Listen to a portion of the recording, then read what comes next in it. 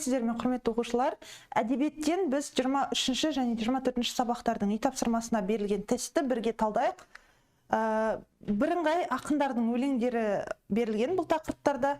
Бірінші сұрақта Төлеген Айбергенов «Сағыныш» өлеңінде есімі аталатын ақын. Бұл өзі Төлеген Айбергеновтың өзіндік стилін танытатын ерекше өлеңдерінің бірі. «Сағыныш» топтама циклы бар дедік, сондай тақырыптағы өлеңдерінің. Ал спецификациямызда осы бір өлеңі берілген. Толықтай оқып шыққан болсаңыздар, ол жерде міндетті түрде бір-екі тұлғаның аты аталып өткенін байқаған боларсыздар. Енді барлық ақындар өздерінің өлеңінде Абайдың есімін атамай қоймайды. Сол секілді Төлеген Айбергенов те Абайды атап кетеді. Бірақ Абайдан басқа тағы бір ақынның атын айтады. Оны да қарап еске түсіріп көріңіздер. Ол бізде мына жерде айтылады: «Сағыныш жайлы қайтадан толғау боларда бәлкім қолайсыз, дегенмен жаным көгілдір дүние сағынбағансын арайсыз. Өмірде мынау сағынбағандар бақытсыз, бақсыз талайсыз, қазақтың жыры абайсыз» деген жолдарды қосады. Келесі Фариза Оңғарсынованың «Өлең мен сені аялап өтем» өлеңінде ақынның қандай қасиеттерден жүрегі сыздап, жаны мұздайды. Бұл жерде де ақынның айтатын жолдары бар. Мына нәрселерден жүрегім сыздаған кезде, жаным мұздаған кезде деп айтады. Ол бізде пасықтықтан және мұңнан, оны да айтады. Біреудің пасықтығынан, біреудің жасып мұңынан жүрегім сыздаған кезде, жаным мұздаған кезде мен сені саялаймын дейді. Бізде үшінші сұрақ. Молдағалиевтің «Бауырлар» өлеңінің тақырыбы. Енді бұл жерде оңай сұрақ. Шетелдегі қазақтарды атамекенге шақыру идеясы жатыр. Тақырыбы өзінің атауы, өлеңнің атауы «Бауырлар» болса да, сол атауына қарап баға бере салмаңыздар. Міндетті түрде өлеңді оқыңыздар, оқымаған болсаңыздар. Өлеңнің тақырыбы, идеясы, атауы деген мүлдем бөлек нәрселер, иә? Енді бұл өлеңнің идеясы бізде қазақ тұтастығын насихаттау, яғни барлық шетелдегі қандастарымызды елге қайта шақырып, бір тұтас, бір мемлекетте бір тұтас ел болайық деген идея жатыр. Сонда өлеңнің атауы «Бауырлар», тақырыбы шетелдегі қазақтарды елге шақыру, идеясы қазақ тұтастығын насихаттау. Яғни атау, тақырып, идея деген үш заттың бір-бірінен айырмашылығын осы бір мысал арқылы байқауға болады. Көбісі атау мен тақырыпты бірдей ойлап жатады. Мына өлең соған екеуінің бір еместігін дәлелдеуге жақсы мысал. Келесі, берілген үзіндіде ақын қолданған көріктеу құралы. «Кел бауырым, несіне жүрсің жырақ, ішіңде ұнап тұрмаған, сыртыңды ұнап. Сендердің де бір салған әндеріңе бар таулары қазақтың түрсін құлақ» дейді. Бұл жерде метафора, эпитет, кейіптеу, метонимия дейді. Енді бұл өлеңде метафора жоқ, бір нәрсені бір нәрсемен алмастыру қолданылмаған. Эпитетке сын есімдер жоқ бұл жерде. Метонимияда жоқ, сонда бұл бізде кейіптеу. Сендердің салған әндеріңе қазақтың таулары құлақ түрсін дейді. Яғни тау құлақ түрсін деп тұрса, жансызды жандының кейпінде беріп тұрса, кейіптеу болады. Тұманбай Молдағалиев «Бауырлар» өлеңіндегі ақын идеясына сай мақал. Енді бұл өлеңнің идеясы қазақ тұтастығын насихаттау дедік. Енді сол тұтастық дегенге бір бірлік деп түсініп, ағайын тату болса ат көп дегенді белгілеп жібермеңіздер. Өйткені бұл сіздердің оқулықтарыңызда нақты шатаспасам Арман ПВ баспасында немесе Атамұра баспасында идеясына сәйкес келетін мақал деп шетелде жүріп сұлтан болғанша өз еліңде ұлтан бол деген мақалды берген. Көп дұрыс жауап болуы мүмкін, көп нұсқалы. Төлеген Айбергенов «Сағыныш» өлеңінен алынған жолдар. Енді бұл жерде біз ақынның жеке стилін танытатын жолдарға байланысты табайық десек, барлық өлең бізде 16 буыннан тұратын. Төлеген Айбергеновтың өзінің басқа да өлеңдерінен алынған нұсқалар берілген. Біз мұнда өлеңде жолда айтылған мәселеге қарай сағыныш туралы міндетті түрде айтылу керек. Өйткені Сағыныш өлеңін оқысаңыздар, бастан аяқ сағыныш туралы айтылады. Сағыныш деген тым болмаса бір сөз болсын кездеседі әр тармақта. Ол бізде «Мен бүгін сонау көгілдір көлге сағыныш ұшып барамын, бірге қаққанат қасымнан қалмай сағынып көрген қарағым» деген нұсқа болады.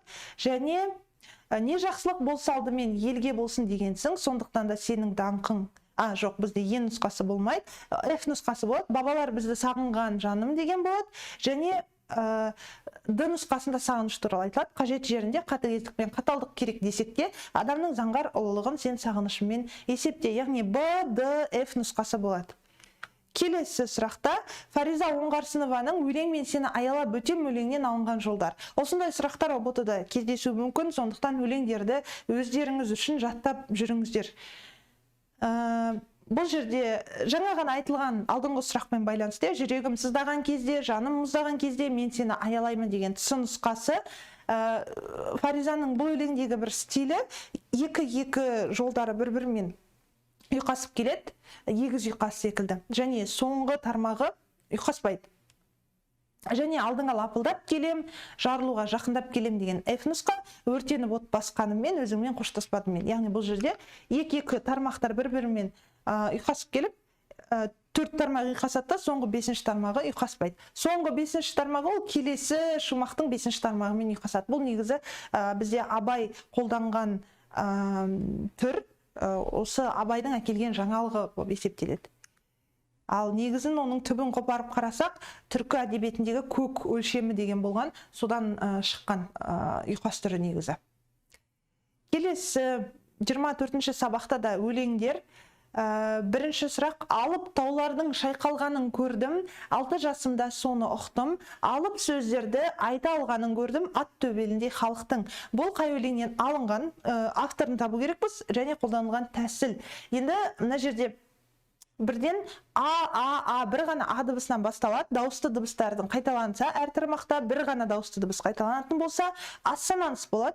Бізде ассонансқа А, С нұсқасы және Д нұсқасы берілген. Бұл жерде, бұл өлеңнің авторы бізде Ерлан Жүніс, менің атым тәуелсіздік деген өлеңі. Келесі, Ерлан Жүністің менің атым тәуелсіздік өлеңінде анасынан қандай аңыз естігенін айтады.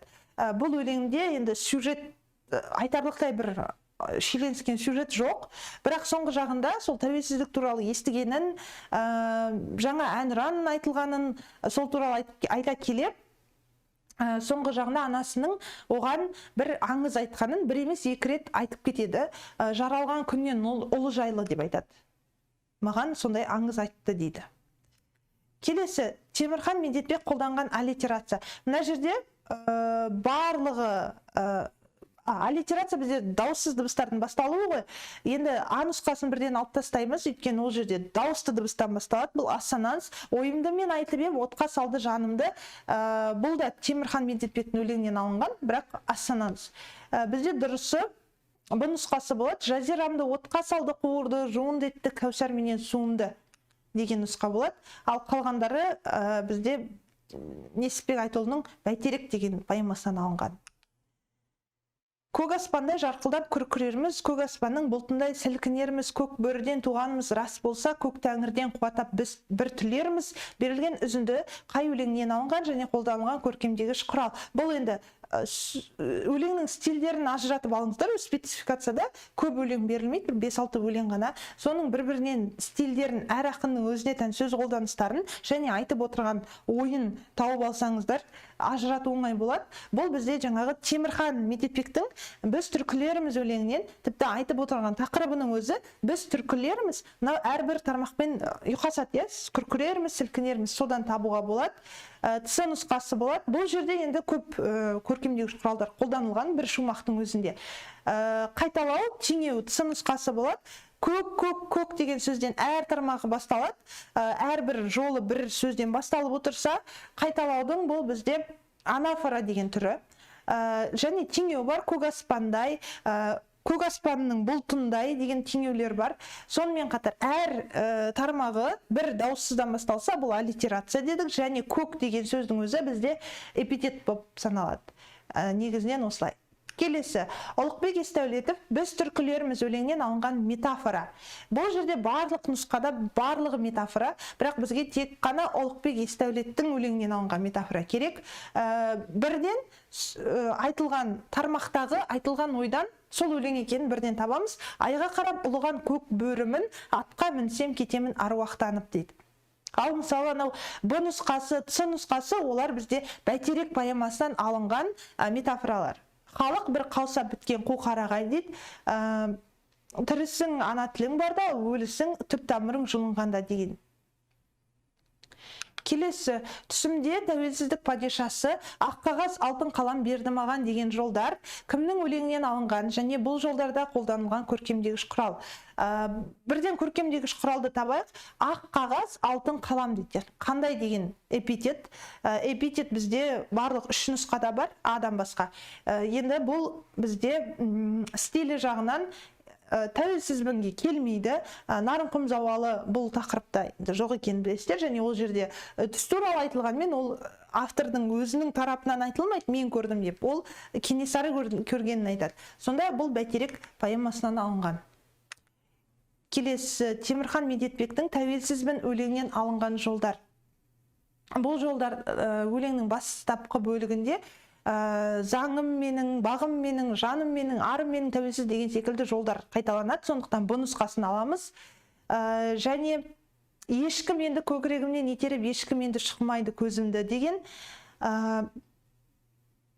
екі нұсқа болады. Осы екеуі дұрыс. Ал анау А нұсқасы, С нұсқасы ол менің атым тәуелсіздік деген өлеңнен алынған. Ал Д нұсқасы тура жаңа ғана біз талдаған сұрақта болды. Бәйтерек поэмасынан. Жалпы Темірхан Медетбектің тәуелсізбін өлеңі мен Ұлықбек Есдәулеттің біз түркілеріміз дегеннің екеуінің бір сарыны бір-біріне ұқсас сияқты. Екі өлеңді салыстыра қарап көріңіздер. Келесі Несіпбек Айтұлының Бәйтерек поэмасында есімі аталған тарихи тұлғалар. Бұл поэмада толық нұсқасын оқыңыздар. Көп тарихи тұлғалардың есімі аталады. Бізде бұл жерде бір жолда, бір тармақта кездеседі. Бірден 3 есім. Еділ патша, Томирис Еділ патша Елтеріс хан деп жазады автор. Одан бөлек Керей мен Жәнібек, Абылай хан бар, басқа да тұлғалар бар. Толық поэманы оқып, сол тұлғалардың барлығы қай жолда кездеседі, сол кездесетін жолды тармағымен, өлең шумағымен қоса жазып алыңыздар. Бізде 2 сабақтың сұрақтары толық талданды. Келесі сабақта жүздескенше сау болыңыздар.